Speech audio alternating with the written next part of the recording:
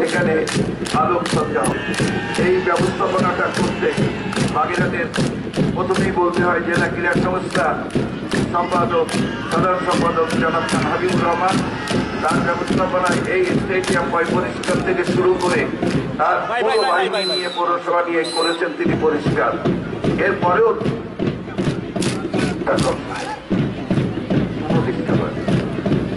এবং বাগেরহাটের বিশেষ করে ফায়ার সার্ভিস,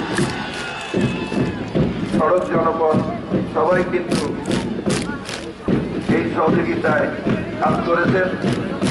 জনপ্রতিনিধিগণ তারা পিছিয়ে নেই। সর্বোপরি জেলা প্রশাসনের সকল কর্মকর্তা এবং জেলায় অবস্থানরত সরকারি কর্মকর্তা সবাই। আর এই যে পিটি দেখছেন, এই পিটিগুলি সাধারণত মাস পিটি বলে অন্তর্ভুক্ত শিক্ষা বিভাগে। এদের প্রবেশ বাহির এবং কেউ 8টা আইটেম করবে, কেউ 10টা, কেউ 12টা।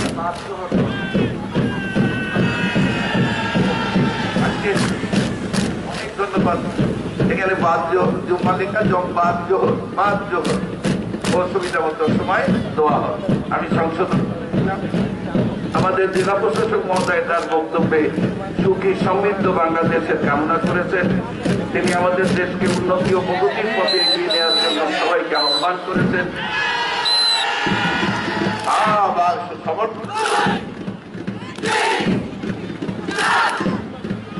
পরিচর্যাও প্রতিযোগিতামূলক, সুতরাং আশপাশ থেকে তো সাপোর্ট আসবে।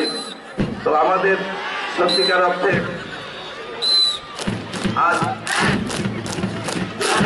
এই যে কটা আপনারা দেখবেন, আমরা 14 তারিখে বাছাই করেছিলাম। সর্বোপরি যে কথাটা সেটা হলো এই বিদ্যালয়গুলির টিচারদের কাছে জিজ্ঞেস করলে শুনবেন, জিজ্ঞাসা করলে কত কষ্ট করেছে তারা। কারণ এই সময় পরীক্ষা হয়ে গেছে, এদেরকে হাজির করা, এদেরকে ট্রেনিং দেওয়া কম কথা নয়। বিশেষ করে বড় বড় বিদ্যালয় তো তারা পিটিটি, ডিসপ্লেটি, তাদের রেড কিসেট, তাদের স্কাউট, তারপর বিএনসিসি সবাইকে সাজাতে হয়েছে। সুতরাং অবশ্যই তারা ধন্যবাদ পাবেন এইসব বিষয়ে। আমরা সেই সব প্রতিষ্ঠান প্রধান শিক্ষকদের ধন্যবাদ জানাই যে তাদের জন্যই আজকে কিন্তু এই মাঠে সন্তানরা হাজির। কে কোন বাড়ির সন্তান আমরা চিনি না, অথচ তারা সবাই সম্মিলিতভাবে করছে। আজমলের ওয়ার্ডটা রয়ে গেছে ওইখানে মনে হয়, কারণ বাগেরহাট সরকারি বিদ্যালয়ের সে ছাত্র এবং স্কাউট ছিল, অনেক দৌড়দৌড়ি করেছে। তাই যে যার যার সেই প্রতিষ্ঠান সেইটা মনে পড়ে যায় যে আমি স্কুলে একদিন এই পিটি করতে আসতাম, এই পিটিতে দল নিয়ন্ত্রণ করতাম, প্রচুর লিডার ছিল।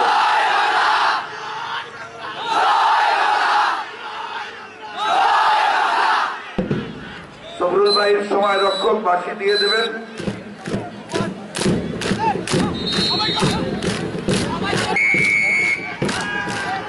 সময় শেষ হয়ে গেল, এরা পৌঁছে যাবে।